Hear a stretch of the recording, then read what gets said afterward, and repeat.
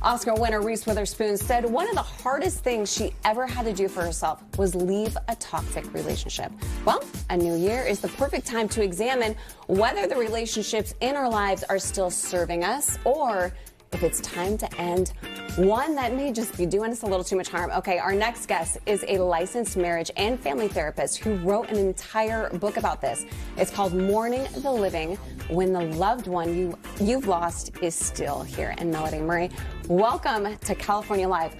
I absolutely love this topic.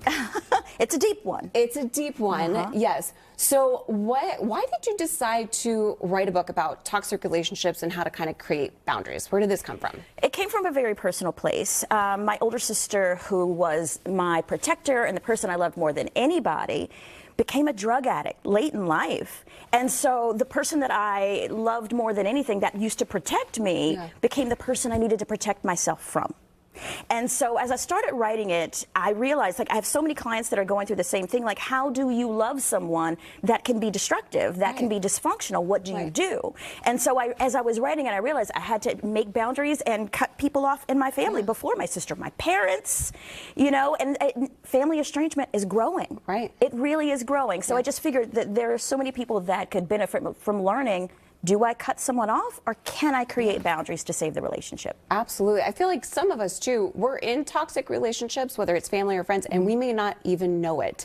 So what are some signs? What are 5 signs to look for, red flags to look for, just so you kind of know, okay, maybe this is toxic, and this whole time I had no idea? Well, you have to pay attention to how you feel. Really, really tune into how you feel. This is where self-awareness really comes into play.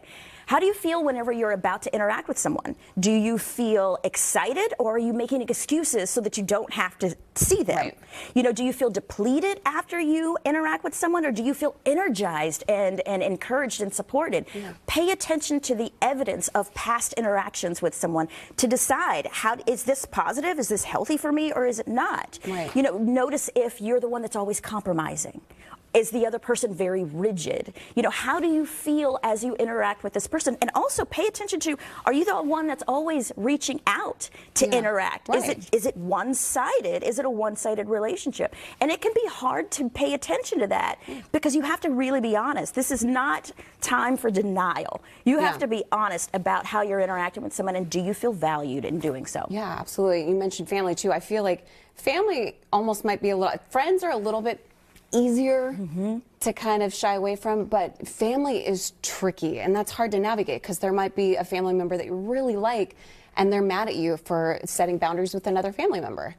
Well, you know, the people that the people that don't want you to have boundaries are the people that benefit from you not having boundaries. Right. You need them. And it is hardest to do it with family members. It is hard to set those boundaries, but we need them with family more than anything. And I figure, you know, with the holidays that just passed, you know, people were really stressed about the holidays, and you think that it's about money, or how many parties am I going to go to, or can I buy enough gifts? Most of the stress is like, I have to sit across the table from this person that can't stand me or has been abusive to me. How do I do that with a smile on my face? Do I have to do that at all? And you don't have to do that. I'm not saying it's an easy thing to do, but it's a very necessary thing to do to protect your peace. Right. I like that. And we all just want a little peace in 2024. We need it. So when you do recognize, let's say you finally recognize that friend or that family member who just might be creating a little too much toxicity in your life, what should you do? Is it a phone call? Is it like what's the first step? Well, it doesn't have to be a super dramatic confrontation. And I think a lot of times people assume that it has to be, and it doesn't. It doesn't. Sometimes you realize if you're the person that's always giving in the relationship, if you don't initiate the interactions, they most likely will just fade away. So that's one thing. Sometimes relationships just end and they just fade on their own, and you don't even have to have a conversation. But I think that one way to do it is, if you need to have a conversation with somebody and you want to create a boundary and you want to keep the relationship going, then start with the facts of a situation. Don't start with the emotion, because most people don't know how to handle their own emotions, let alone yours. So start with the facts, because you want to make sure you're on the same page about where you stand. And so that could mean, hey, I've been at this job for 6 months. I was told that I was going to get a raise after 3 months, but I've been here 6 months, right?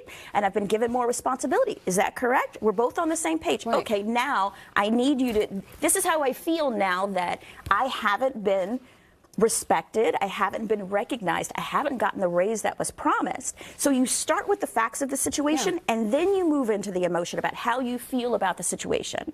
But you don't get critical and you don't get shaming of the other person, because again, that could shut the other person down. So try to stay as calm as possible, stick with the facts of the situation, and then you assert the change that you need. I love this. You assert the change that you need, like, you know what, it would be really great if we were to, you know, not go to my parents' house. Let's not go to your parents' house for the holidays. These are also, I could talk to you all day about this, because truly I think we all can and very much relate to it. So thank you so much, Melody.